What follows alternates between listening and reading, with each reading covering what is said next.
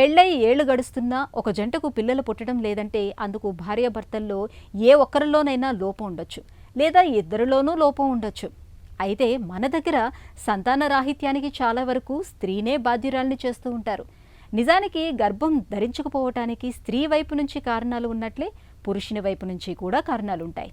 వీర్య కణాలు తక్కువగా ఉన్నప్పుడు, ఉన్న కణాలు ఆరోగ్యకరంగా లేనప్పుడు పురుషుల్లో సంతాన సాఫల్యత అన్నది సమస్యగా మారుతుంది. మగవారిలో సంతాన సాఫల్యతను దెబ్బతీసే కారణాలు, వాటికి పరిష్కార మార్గాల గురించి డాక్టర్ని అడిగి ఇప్పుడు తెలుసుకుందాం.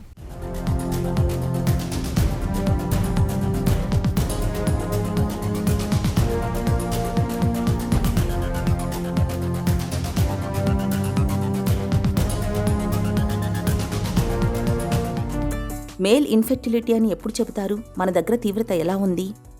మొదటిగా ఇన్ఫర్టిలిటీ అనేది చాలా వరకు అందులో అంతా ఉన్న అపోహ ఏంటంటే ఎప్పుడు ఇన్ఫర్టిలిటీ అనేది ఎప్పుడు ఫీమేల్ సమస్యగానే భావిస్తారు. కానీ ఈ మధ్య మేము చూస్తున్న ట్రెండ్స్ ఏంటంటే ప్రతి 100 కపుల్స్లో ఇన్ఫర్టిలిటీ కేసెస్ ఉంటే దాంట్లో 60% మగవారి వల్లనే ఇన్ఫర్టిలిటీ కామన్గా చూస్తున్నాం. ఎప్పుడైనా ఎవరైనా పేషెంట్ ప్రెగ్నెన్సీ కోసం ప్రయత్నం చేస్తున్నారు, సంవత్సరం కంటే ఎక్కువగా ప్రయత్నం చేస్తున్నారు, అప్పుడు కూడా ప్రెగ్నెన్సీ రాకపోతే దీన్ని మేల్ ఇన్ఫర్టిలిటీ కింద కన్సిడర్ చేయొచ్చు. మగవారిలో సంతాన రాహిత్యానికి కారణాలేంటి? ఈ మేల్ ఇన్ఫర్టిలిటీ అనేది మేజర్ రీజన్ చాలా మందిలో ఉన్న కామన్ ప్రాబ్లం ఏంటంటే హార్మోనల్ ప్రాబ్లం ఉండొచ్చు, లేకపోతే వ్యారికోసిల్ లాంటి సమస్యలు ఉండొచ్చు, లేకపోతే జీవనశైలి. ఈ జీవనశైలి అనేది చాలా మేజర్ ఇంపాక్ట్ చూపిస్తుంది. ఎందుకంటే చాలామంది నాకు వచ్చే పేషెంట్స్లో ఎక్కువ సాఫ్ట్వేర్ కపుల్స్లో ఉన్న ప్రాబ్లమ్స్ ఏంటంటే టైమ్గా వాళ్ళు వర్క్ స్ట్రెస్ ఎక్కువగా ఉండడం, లేకపోతే స్లీప్ ప్యాటర్న్ సరిగా లేకపోవడం, లేకపోతే ఫుడ్ ప్యాటర్న్ సరిగా లేకపోవడం, అండ్ పార్టీ కల్చర్ అంటే స్మోకింగ్ లేకపోతే డ్రింకింగ్ వల్ల కూడా వెరీ వెరీ వెరీ కామన్గా మేము మేల్లో ఫర్టిలిటీ ఇష్యూస్ చాలా కామన్గా చూస్తున్నాం. మన సెమెన్ కౌంట్ అంటే స్పర్మ్ కౌంట్ ప్రతి 1 mlలో 16 మిలియన్ ఉండాలి. 16 మిలియన్ కంటే ఎక్కువగా ఉంటే ఇది నార్మల్ కౌంట్ కింద కన్సిడర్ చేస్తాము. అండ్ మోస్ట్ ఇంపార్టెంట్ ఎప్పుడు కూడా మనకి స్పర్మ్ కౌంట్ కంటే స్పర్మ్ల మొటిలిటీ ఉండడం చాలా ఇంపార్టెంట్. ఎందుకంటే మొటిలిటీ ఉంటేనే మనకి న్యాచురల్గా ప్రెగ్నెన్సీ రావడానికి చాలా హై ఛాన్సెస్ ఉంటాయి.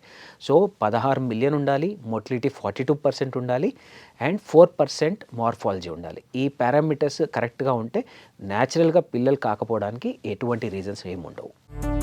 వేడి ప్రాంతాల్లో పనిచేయడం, బిగుతైన లోదుస్తులు, జీన్స్ వాడకంతో వీర్య కణాల ఉత్పత్తి తగ్గుతుందా? మన బాడీ టెంపరేచర్ కంటే 2 degrees తక్కువగా ఉంటుంది టెస్టిస్లో టెంపరేచర్.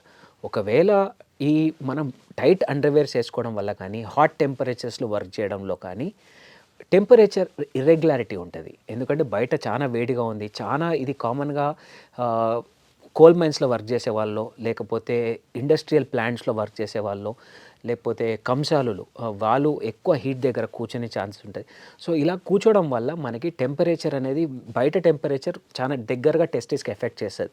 చేయడం ద్వారా స్పర్మ్ డ్యామేజ్ జరిగిపోతుంది. దాంట్లో మొటిలిటీ, మార్ఫాలజీ అండ్ కౌంట్స్ కూడా తగ్గే ప్రమాదం ఖచ్చితంగా ఉంటుంది. సో టైట్ అండర్వేర్స్ వేసుకోవడం ఖచ్చితంగా తగ్గించండి. ఎక్కువ హాట్ ఏరియాస్లో పనిచేసే వాళ్ళు మీరు ప్రెగ్నెన్సీ ప్లాన్ చేస్తుంటే ఖచ్చితంగా మీరు ఒక 3 to 5 months ప్రెగ్నెన్సీ వచ్చే వారికి ఆ హీట్ దగ్గర వర్క్ చేయడం మీరు ఎక్స్చేంజ్ చేసుకుంటే చాలా బెటర్గా ఉంటుంది. మగవారిలో సంతాన రాహిత్యం ఉన్నప్పుడు ఎలాంటి పరీక్షలు చేస్తారు? మేల్లో ప్రాబ్లం ఉందా లేదా తెలుసుకోవడానికి అన్నిటికంటే మోస్ట్ ఇంపార్టెంట్ ఏంటంటే ఒక సెమెన్ అనాలిసిస్. సెమెన్ అనాలిసిస్ అంటే వీర్య విశ్లేషణ.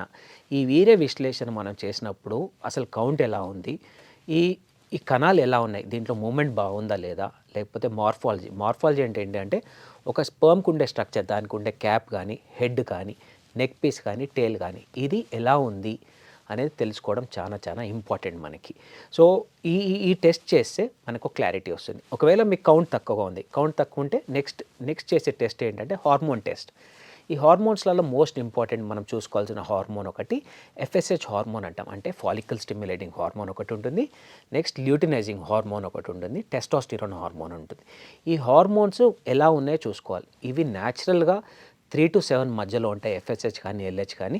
టెస్టోస్టిరోన్ అనేది చాలా డిపెండెంట్ హార్మోన్, అంటే ఒక్కొక్క టైంలో టెస్టోస్టిరోన్ మనకు బాడీలో ఒక్కొక్కలాగా ఉంటుంది. అంటే ఎర్లీ మార్నింగ్ మనకు ఒక 400 టెస్టోస్టిరోన్ ఉంటే సాయంత్రం గల టెస్టోస్టిరోన్ 200 250 పడిపోయే ఛాన్సెస్ ఉంటుంది.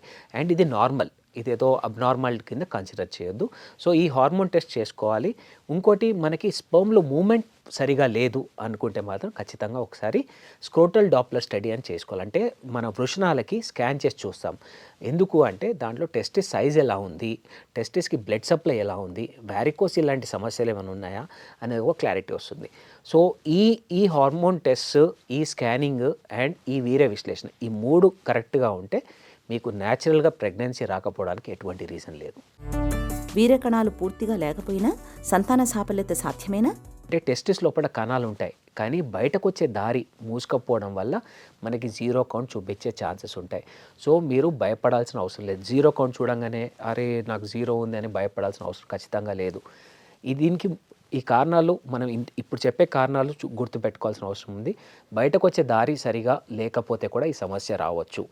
రెండోది ప్రొడక్షన్ అవుతుండొచ్చు, కానీ బయటకు వచ్చేంత సరిపోకపోతే కూడా మనకి 0 వచ్చే ప్రమాదం ఉంటుంది. థర్డ్, నాన్ అబ్స్ట్రక్టివ్ అజోస్పర్మియా అంటే హార్మోన్స్లో చాలా సివియర్ అబ్నార్మాలిటీ ఉండడం వల్ల కూడా మనకి 0 కౌంట్ వచ్చే ప్రమాదం.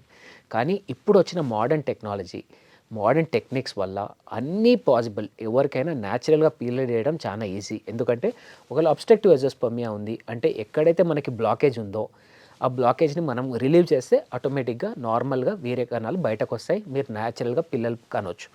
రెండోది, ప్రొడక్షన్ తక్కువ ఉన్నప్పుడు మనం మందులు ఇవ్వడం ద్వారా ఆ ప్రొడక్షన్ ఇంప్రూవ్ అయిపోయి మనకి సింపుల్గా నార్మల్గా కౌంటర్ అవ్వచ్చు. థర్డ్ది ఏంటంటే నాన్ అబ్స్ట్రక్టివ్. ఇలాంటి కేసెస్లో కూడా మనం టెస్టిక్యులర్ ఆపరేషన్స్ చేసి వీళ్ళలో వాళ్ళకి సంతానం ఇవ్వచ్చు. మగవారిలో సంతాన రాహిత్యానికి చికిత్స ఎలా ఉంటుంది?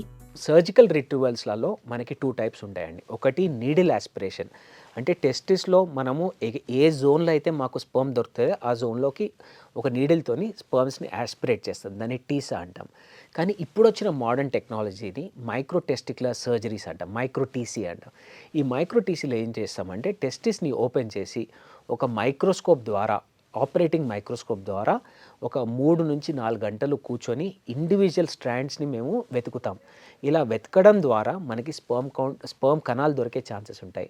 అలా దొరికిన సింగిల్ స్పర్మ్ నుంచి కూడా మీకు మీ ఓన్ బయాలజికల్ చైల్డ్ ఇవ్వడానికి హై ఛాన్సెస్ ఉంటాయి.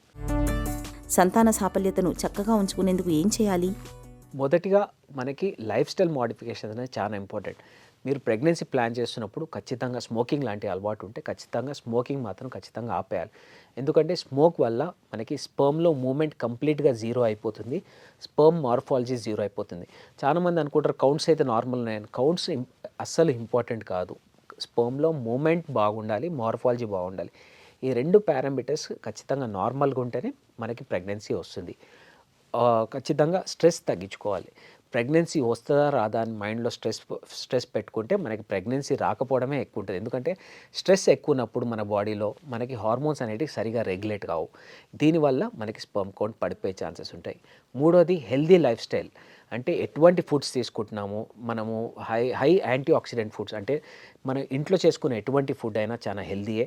అండ్ రెండోది, మనకి ఎక్కువ డ్రై ఫ్రూట్స్ తీసుకోవడం వల్ల దాంట్లో యాంటీ ఆక్సిడెంట్స్ మనకి పుష్కలంగా ఉంటాయి. దానివల్ల కూడా మనకి స్పర్మ్ కౌంట్ ఆటోమేటిక్గా ఇంప్రూవ్ అయ్యే ఛాన్సెస్ ఉంటాయి. అండ్ ఈ 3 ఖచ్చితంగా మనం పాటిస్తే చాలా మంచిది. ఇంకోటి, మీరు లైఫ్ స్టైల్స్లో మనకి ఎక్సర్సైజ్ లాంటివి చేస్తే కూడా, మెడిటేషన్ చేయడం ద్వారా మీ స్ట్రెస్ తగ్గుతుంది.